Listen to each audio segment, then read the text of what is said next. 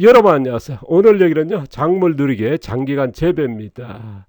현재 우리나라만 아니라 전 세계 농업이 어떻습니까? 이제 빨리 키우는 다수학 생산의 농업을 가지 않습니까?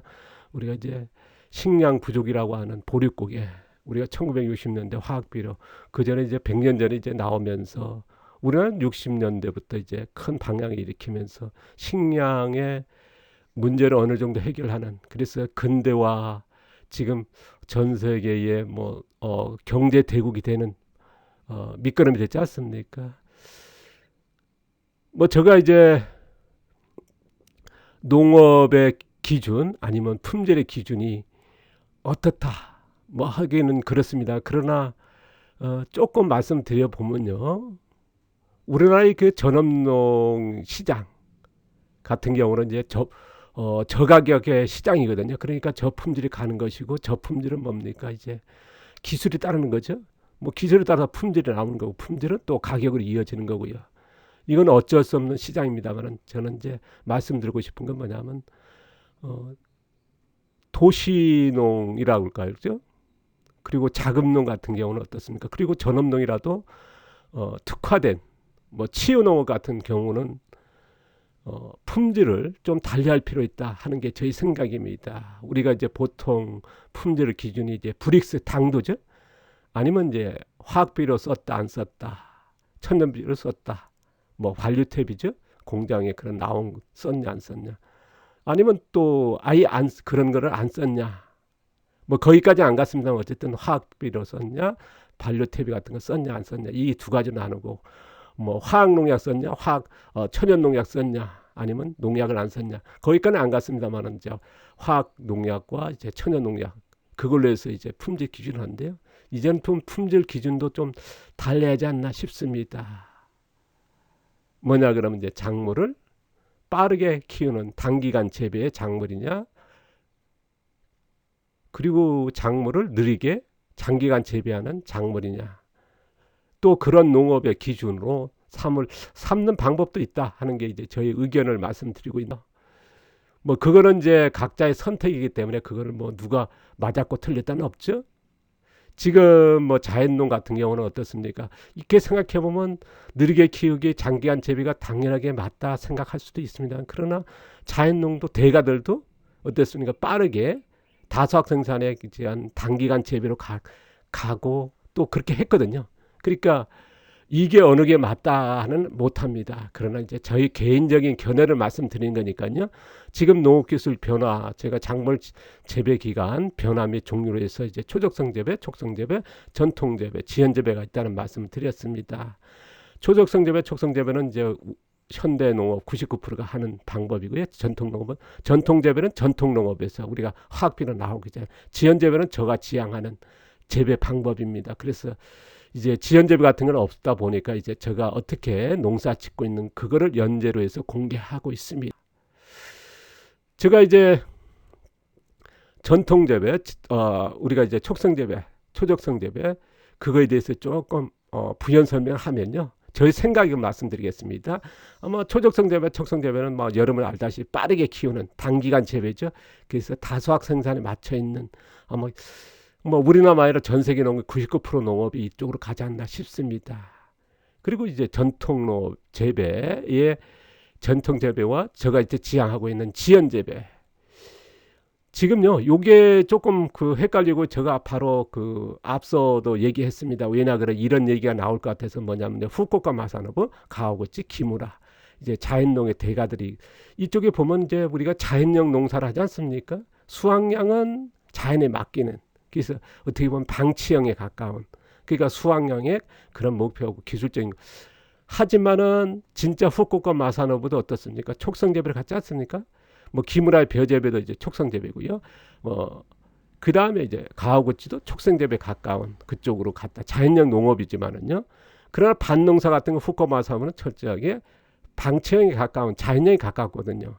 뭐 자연형이랑 농사도 그렇습니다. 방치형이라고 하는 게 맞을 것 같고요. 그 다음에 가오고치 같은 경우, 반농사 같은 건 자연형 농사의 전형적인 관리하면서 그러다 수확량의 그런 것들은 목표랄까, 그런 기술적으로 그런 게 좀 부족, 부족하지 않나. 그래서 이걸 저렇게 얘기하기는 힘들 것 같습니다. 기무라는 이제 첫째게 이제 뭡니까 이제 관령이면서 수확량을 높이는 반농사죠. 그래서 밭갈이도 하고 밭갈이도 뭡니까 이제 퇴비도 사용하는 그래서 허용된 자연재배라고 하는 그런 룰이 있거든요. 뭐 그런 쪽으로 봐도 무방하지 않을까 싶습니다.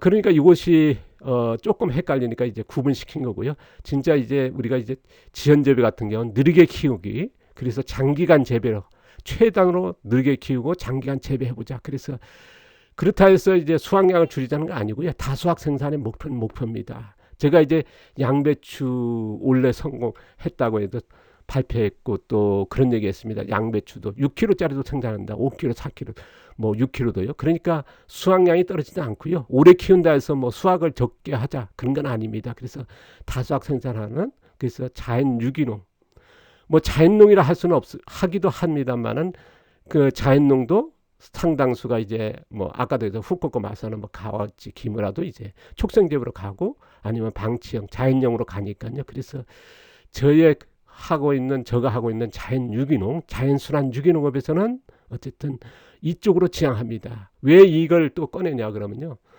제가 교육을 하고 공개하니까 뭐 어떤 분들은 강의 한번 듣고 아니면 이제 자료 보고 그 사람 농사 어떤지 다 알아. 그 얘기가 술술 나옵니다. 근데 진짜 이 얘기는 모르죠. 이걸 발표도 안 해봤고요. 제가 이제 1년 키우는 이런 재배 작황은 기술적으로 공개합니다만 그러나 거기까지 생각을 안 해왔거든요. 그러니까 이게 보면 어떻게 보면 황당하고 그리고 안다고 얘기하시는 분들이 저의 농사에 대해서 아는 게 아니라 뭐랄까요. 한 10%도 아는 거 아니죠. 진짜는 이건데 그래서 또 다시 한번 이제 얘기를 하는 건데요. 그래서 저의 농사에서는 지연재배라고 하는 작물 키우기 농사의 핵심이다. 이거에 맞춰져 있습니다. 뭐 토양이라든가 작물 우리가 1, 2, 3 기술이라든가 4, 5, 6 기술 여기에 맞춰 있거든요. 이거에 대해서 이제 앞으로 계속 얘기할 건데 이게 굉장히 중요한 거죠. 촉성재배, 자연재배 다시 한번 조금 부연 설명하겠습니다. 앞으로 이제 소개하는데 아마 참고가 되지 않을까 싶습니다. 여기서 이제 초적성재배와 촉성재배가 이제 보통 여러분이 알고 있다시피 속효성 효과 아닙니까? 이제 화학비료나 반려태비 같은 게 어떻습니까? 화학비료는 이제 바로 넣자 말자. 그 다음에 반려태비도 어떻습니까? 이제 미생물 넣어서 반려란 게 뭡니까? 이제 분자시킨 거거든요. 그러니까 고양분이 되겠죠. 되게 축분이 돼서 이제 밑거름 같은 아니면 웃거름. 그래서 다량 투입해서 빠르게 키우는 거 아닙니까? 심자 말자 아니면 심기 전에 넣어서 빠르게 키우는. 그래서 품종도 영향이 끼칩니다. 단기형 뭐 이거에 대해서는 이제 품종이 있고 같은 시기에 심어서 빨리 수확하는 게 있고요. 또 늦게 심어 빨리 심고 아니면 늦게 심고 더 늦게 심고 하는 품종도 있습니다. 그럼 대개 보면 이제 단기형 품종도 많이 선택하거든요. 그래서 단기간 재배 그 중에서 제일 핵심이 뭐다? 비료라는 거. 여기서 이제 전통재배와 지연재배에서는 뭐냐 그러면 여기서는 이제 두 개 전통재배와 지연재배 같이 부연 설명해도 될 것 같습니다. 왜냐 그러면 지금 전통농업에서 전통재배라고 하는 이게 기준이 없고 그러다 보니까 이제 제가 어느 정도의 알고 있는 거를 제시하기 위해서 같이 하겠습니다. 왜냐하면 이것도 같은 게 해당되니까요. 그래서 지속성 효과의 저양분 비료입니다. 그 다음에 밑거름과 웃거름 사용한다는 거. 근데 차이가 뭐겠습니까? 속효성과 지속성 효과. 그 다음에 저양분과 고양분 이 차이입니다. 넣는 거는 같고요. 그 다음에 이제 다량 투입하는 것 같습니다. 그런데 느리게 키운다는 거. 근데 우리가 퇴비를 넣다, 양분을 넣다, 뭐 풀도 양분이지 않습니까? 어떤 분은 이제 풀 같은 거는 이제 비료가 아니다 하자면 가오거치 같은 거 어떻습니까? 풀만으로서 속효성 재배 되거든요. 뭐 물이라고 하는 논이라고 하는 특성이 있기 때문에요. 그거를 그러니까 풀을 비료를 안 볼 수는 없거든요. 그 거름도 마찬가지 비료고요. 화학비료도 비료고요. 뭐 액비도 비료라는 거. 그래서 이거를 다양했는데 문제는 뭐냐? 차이가 뭐냐? 빠르게 키우기와 느리게 차이입니다. 심자 말자 초적성에 빠르게 키우는 거고 이거는 심어놓고 심자 말자 빨리 키우는 게 아니라 느리게 키우는 이게 핵심입니다. 그러니까 이게 큰 차이가 있죠. 그러니까 앞으로 배워야 될 게 뭐겠습니까? 이제 비료 같은 것도 배워야 되겠죠. 지금 비료는 공개 안 돼 있거든요. 전통 재배의 비료, 지연재배의 비료, 전통재배의 퇴비, 지연재배 퇴비. 그럼 그 퇴비 만들게 되는 공개돼야 되겠고요. 그것들을 이제 앞으로 하나씩 해나갈 겁니다. 그리고 품종에도 영향이 아주 끼치지 않는 건 아닙니다. 그러나 조생 품종도 어떻게 보면 느리게 키워서 조생 품종이 어떻습니까? 뭐 50에 70을 키운다. 이거를 100일, 200일 그렇게 키울 수 있거든요. 어떤 품종 안 되는 품종도 있습니다. 하지만은 조생이나 적생이나 일반적으로 나온 거는 가능하거든요. 그리고 이런 것들이 가능하기 때문에 품종이 영향 끼치는 건 아닌 건 아니지만은 미비하다는 거. 그러나 안 되는 품종도 분명히 있다. 이거에 대해서 이제 나중에 얘기할 거고요. 그리고 중요한 건 장기간 재배. 그러니까 단기간 재배냐,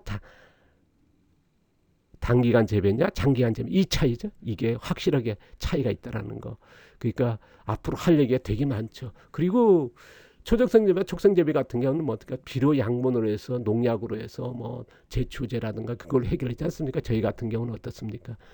토양과 작물 다 이용하니까 1, 2, 3 기술과 4, 5, 6 기술이 절대 필요한 거거든요. 이게 초밀하게 들어가 있는 굉장히 디테일하면서 정밀 농업이 필요하다는 거. 아마 그 차이가 크지 않을까 싶습니다.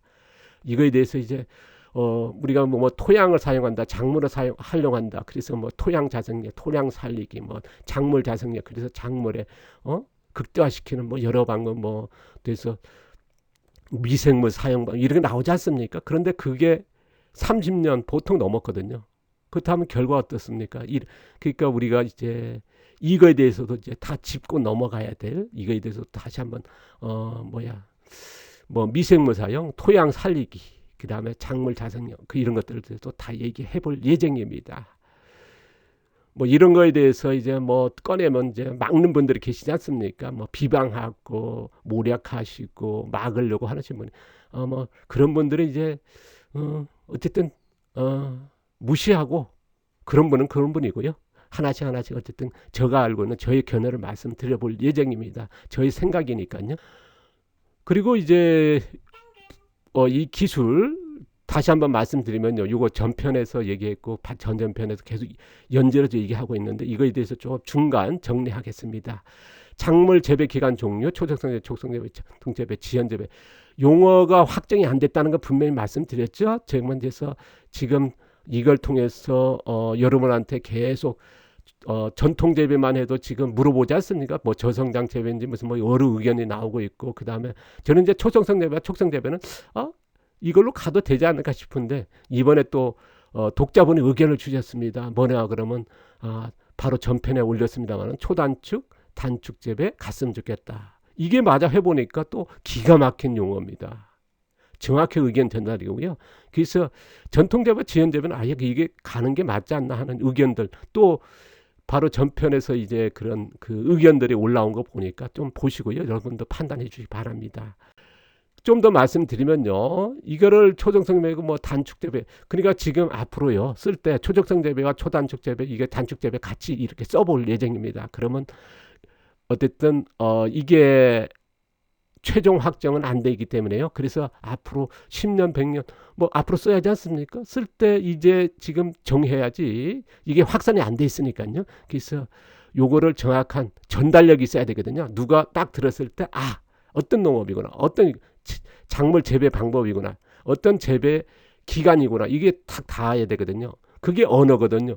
용어예요. 그래서 여기에 보면 이제 굉장히 획기적이고 좋은 대안이 나온 것 같습니다.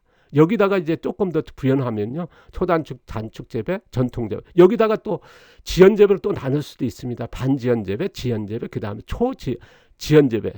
뭐 양배추 예한다면 제가 300에 280, 300일 아닙니까? 그러면 이거를 200에 생산할 수 있고 아니면 250에 300일 그러면 또 나눌 수도 있거든요. 왜냐하면 다른 작물들도 그렇게 아마 나올 수도 있을 겁니다. 그래서 이런 것들을 이제 여력을 두자. 그리고 이제 용어를 좀 더 이제 여러분한테 또 질문을 의견을 받을 예정입니다. 그래서 하나씩요.